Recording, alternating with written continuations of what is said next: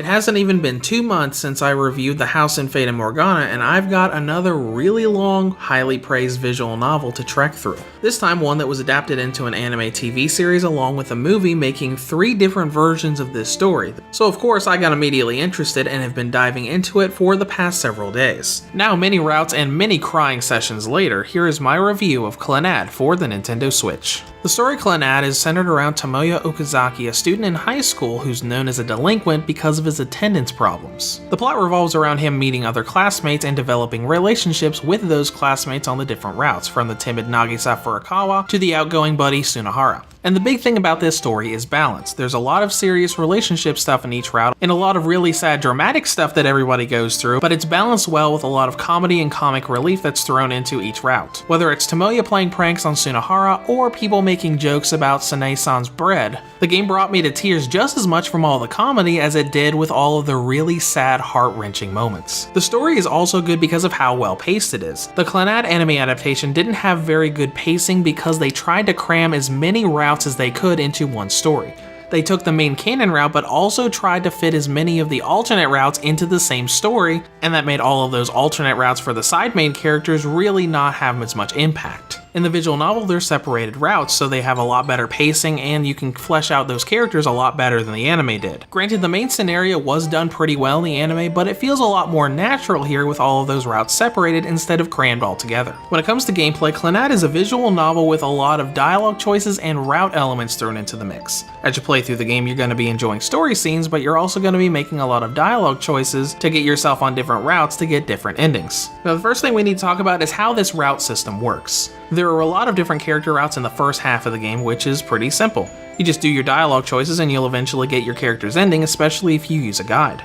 But the second arc of the game, the After Story, which is a sequel to the canonical route, is a little bit harder to obtain. Whenever you go through a character route, you get a special item in the form of an orb of light. You can go through the canon route as soon as you start the game, but the After Story won't unlock until you've gone through at least 8 routes and gotten 8 orbs of light. And if you want to get the true ending, you're going to have to go through After Story many times to be able to get even more orbs of light.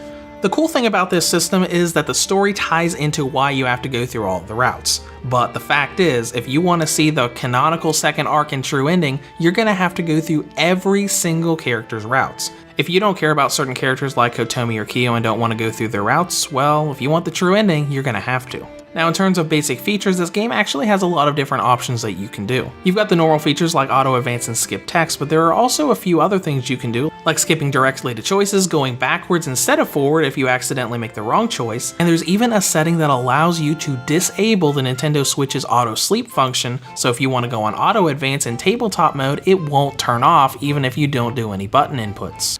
Adding in all of the different touch gestures you can do, there is an impressive number of features built into this game. And along with those features, there's also an impressive amount of content and length, as many Clannad reader knows. You're probably going to be spending anywhere between 4 and 10 hours on each route of the game. The 2 canonical endings on their own are each about 10 hours apiece. When I went through the game, by the time I had unlocked and seen the true ending, I had spent well over 70 hours on the game. It does have a pretty large price at $45, but it's definitely got the content to back it up. When it comes to presentation, the game looks really nice. The anime style is definitely a little bit dated with the whole giant eye syndrome going on, but the actual renders and backgrounds look incredibly detailed and do look very nice. When it comes to performance issues, there was a crashing problem that happened in Kotomi's route. A certain bit of dialogue from Kyo would always crash the game unless you use the R button to skip over it. Thankfully, a patch on July 1st completely fixed this problem. So as long as you update to version 1.0.1, you shouldn't encounter this crashing problem at all. Hilariously enough, I actually had this review done well before the first, so I kinda had to go back and recreate this review so I could give you this info.